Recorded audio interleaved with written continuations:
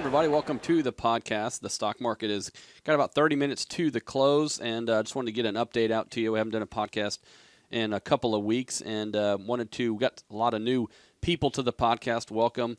We try to do one once a week, if not more, just depending on what's going on in the market and how much time I have available. And with the recent volatility we've seen so far in 2015, we're probably going to be doing more podcasts, it looks like, because one thing about this market the last 2 years is that we have not had a lot of volatility.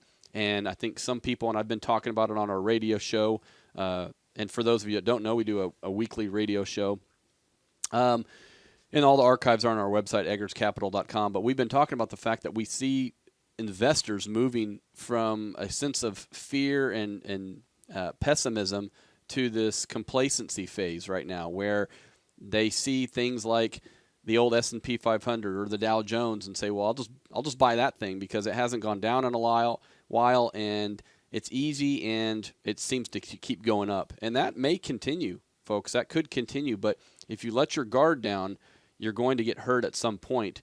And we could have a situation, nobody's talking about what if over the next 9 months to a year, what if commodities were the best trade out there? What if the S&P was the worst? What if international did well? And you're not hearing anything about that because we go off of what we know from the last few months. And what we know is that the U.S. large cap stock market has worked. One reason it's worked is because the U.S. is in better shape than the rest of the world.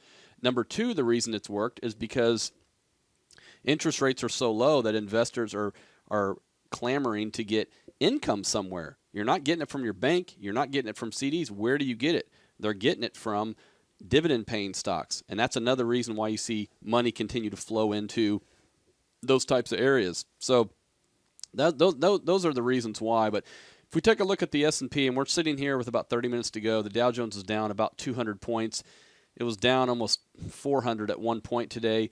By the time this podcast is over, it may be back down to 400. That's how volatile it's been. And in fact, if you look at today's trading, this is what we've been dealing with, which is we started at 2022 on the S&P, got all the way down to 1988, which is about a 1.68% drop, and then we've rallied about 1% or 20 points on the S&P. So we've had this afternoon rally, but look, sometimes you want to see either a major intraday reversal or you want to see this thing just continue to get worse and worse throughout the close and really everybody capitulate. But what we're looking at with the S&P is we've seen these bouts of volatility spike up sooner, closer together than we've seen in a while, and we'll get to that in just a minute. But here's the S&P. You can see this little channel we'd been in since June. Of course, we had about a 10% drop-off in October. If you blinked your eyes, you missed it because it bounced back by November. So, October was a kind of a flat month, just a lot of volatility in between. Then we had the little December sell-off, again, bounced back very quickly. We start the new year. We start seeing some more volatility. Oil continues to drop. Global growth continues to slow, it looks like. We worry about the energy space and what that's going to do to Texas and the Texas economy and the U.S. economy. And you combine all that with the fact that some beaten down things have rallied like gold, and it feels very similar to January of 2014 where you had this reversal. But, if you look at it technically, we're very close to, breaking below we've already broken below the 50-day moving average, which is the blue line, close to breaking the 100-day moving average, and next would be the 200-day moving average. Now, don't get too caught up in some of these because we know that just, a couple of months ago in October, we did break the 200-day moving average right here, and everybody thought that would be the end of the market, and of course it wasn't. So we could break it again, but it certainly feels like the market's heavy right now and that it wants to go lower. But I would caution you when the volatility is picking up as it is, and we'll switch to the volatility index, you can see these spikes are coming more frequent now. But when we see the volatility pick up, that makes your opportunities much higher because you could make a lot of money in this environment because of swings. We've seen swings today in some of the energy stocks by 12 to 15% in one day, where they were down 12, 13% this morning, and now they're up on the day. Dramatic volatility. So there's opportunities, but there's also risks of getting stopped out. I know some of you buy stocks, you like them, and then you say, I'm not going to lose money on this, so I'm going to put a stop in there. And what happens is you buy a stock, it goes down 2, 3, 4%, you get stopped out, it bounces back up, and then what? Now you're out of it, you took a loss, and now you have to buy it back higher. So you repeat and rinse, right? You keep doing that, and you start building up all these losses. So I think the risks of that are very high right now because of the intraday volatility. So you can either choose to say, I have some investments, or you can choose to say, I'm going to be on the sidelines and just avoid this for the time being. But it's very difficult to try and trade this right now unless this is maybe your full-time job. But it is very difficult because these volatility spikes are coming sooner. I mean, we're sitting there with the volatility index at 22 right now, up about 6% today. And, normally once it gets up to these levels, you start looking at what should I buy. But because they're coming so frequently now, I don't think the volatility is going to end right now. We saw retail sales come out this morning weaker than expected. Everybody was anticipating that, well, they should be strong because gas prices are down. And as I've been telling you, gas prices are only about 4 to 5% of people's monthly budgets. So yeah, they're going to help some people on the margin, but that's not going to turn this economy around. For those people that are saying, well, gas prices going down means the economy is going to get better, take a look at copper today, guys. Copper is down 3.5%. It was actually down about 5 earlier, I think 6 earlier. So this is the ETF for copper, and you can see it's just completely fallen apart here. That's not necessarily more supply, is it? You could argue that maybe we had too much supply in oil, and that's why it's falling. Why is copper falling? Because maybe the demand's going down. So we have to worry about that. Again, I'm not saying that this whole market's falling apart. I'm just pointing out that I do see some complacency, and I think people need to pay attention. And we know that the markets this thing can happen. Risk can happen very quickly, and that's what we've maybe been seeing. So there's the S&P kind of holding in there. If we take a look at the Dow Jones, you can see the Dow Jones actually a little slightly different picture. The Dow Jones, if it can hold above this 17,150 level, it's kind of been in this new level. In fact, an easier way to look at this is that we were kind of in this little box here. And bear with me, sorry. And then we have gone up into a new box. Sorry, keeps wanting to grab that line. So we're in this new box now. Are we going to go back into this old box, or are we going to stay in this box and then maybe even go to the next level? It's too early to call. Russell 2000, you can see, sorry about all the lines all over the place, but one thing we do know is that the Russell 2000 completely fell apart in October and had broken through a lot of support. And yet, again, if you got stopped out there, it went up to these new highs. So not only did it have a false breakdown here, it had a false break up here, because everybody who said, oh, it's breaking out, I'm going to buy it, they're down on that trade right now. So Russell's continuing to move sideways. You can see the moving averages were moving up. Now they're moving sideways. So again, don't get tricked out too much. I'd say one thing we're seeing, some options expiration, some different things going on. But USO, this is if you want to trade oil intraday and watch oil intraday, USO is the ETF to do that.